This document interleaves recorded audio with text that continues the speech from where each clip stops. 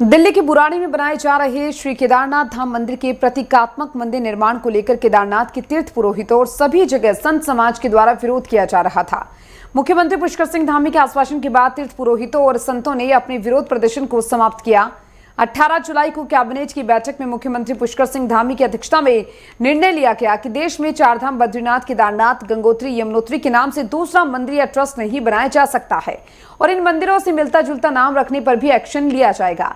इसके लिए जल्द ही उत्तराखंड सरकार कानून बनाने जा रही है और इस फैसले का अखिल भारतीय अखाड़ा परिषद के संतों द्वारा स्वागत किया गया। संतों ने आभार ज्ञापन मुख्यमंत्री पुष्कर सिंह धामी के नाम जिला अधिकारी हरिद्वार को सौंपा है। कैबिनेट के इस निर्णय से इस सांस्कृतिक पहचान और अधिकार को इस तरह से चार धाम का और अपने केदारनाथ मंदिर के विषय में इस तरह के कुछ समितियां बना के संस्थाएं और कुछ उसमें संत भी लग गए थे साथ में। ऐसे जो चीटिंग वाले हैं, जो धंधेबाज संत हैं, ऐसे लोगों का भी नाम उसमें आ रहा है, जो लगा के चार धाम यानी अपने वहाँ दिल्ली में केदारनाथ मंदिर की एक इसी तरह का मंदिर बना के केदार नाम की तरह ही बना के वहाँ लोगों को भ्रमित करने जा रहे थे।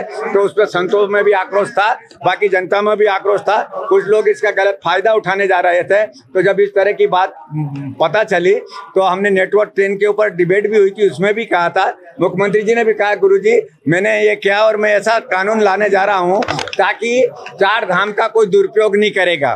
तो उसी विषय में आज हमने डीएम साहब और एसएसपी साहब हरिद्वार को यहाँ बुला के उनको इस विषय में ज्ञापन दिया और मुख्यमंत्री पुष्कर सिंह धामी का इसके लिए आभार व्यक्त किया कि भविष्य में इस तरह की कोई पुनरावृत्ति नहीं करे। अगर भविष्य में पड़ा तो हम भारत सरकार से भी इस तरह का कानून की मांग कर देंगे, बनवा देंगे, ताकि भविष्य में इस तरह का क्योंकि हमारे 12 ज्योतिर्लिंग और 52 पीठों का कोई विकल्प नहीं हो सकता, उनका ये नहीं हो सकता।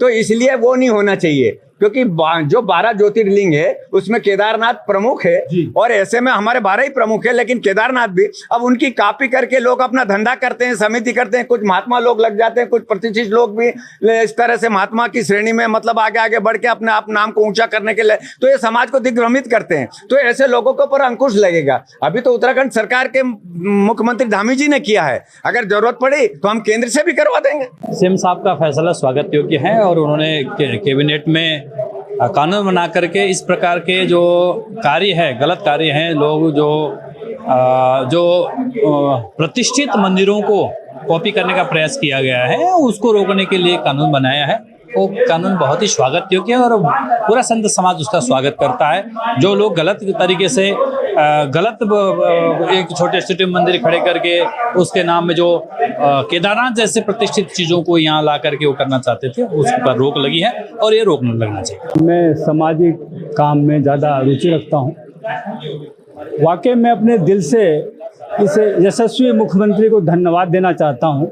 इन्होंने ऐसा एक ऐतिहासिक कदम और सनातन धर्म के लिए जो उठाया है, इसके लिए बहुत बड़ा उन्होंने कार्य किया है। मैं भूरी से जितना प्रशंसा करूं उतना कम है, क्योंकि तथाकथित कुछ ऐसे हैं जो इस भगवे चोले में आकर के अपना दुकान चलाते थे, उस सब के दुकान पे एक तरह से उन्होंने पूर्ण विराम लगा दिया है और इस तरह का कानून पास करके उन्होंने बहुत बड़ा आध्यात्मिक और सामाजिक साधु समाज के लिए, सनातन धर्म के लिए बहुत अच्छा काम किया है। मैं धन्यवाद दे रहा हूँ मुख्यमंत्री। इसमें देखिए अखिल भारतीय जो अखाड़ा परिषद है, उनके द्वारा कल जो निर्णय कैबिनेट में लिया गया कि उत्तराखंड के चारों धामों के नामों के दुरुपयोग के लिए अगर किसी व्यक्ति द्वारा प्रयास किया जाता है तो उसके खिलाफ एक कड़ी से कड़ी कार्रवाई की जाएगी और जो कानून बनेगा वो वाकई में जिन व्यक्तियों द्वारा अगर ऐसा कृत्य किया जाता है तो उनके लिए खिलाफ कार्रवाई करने में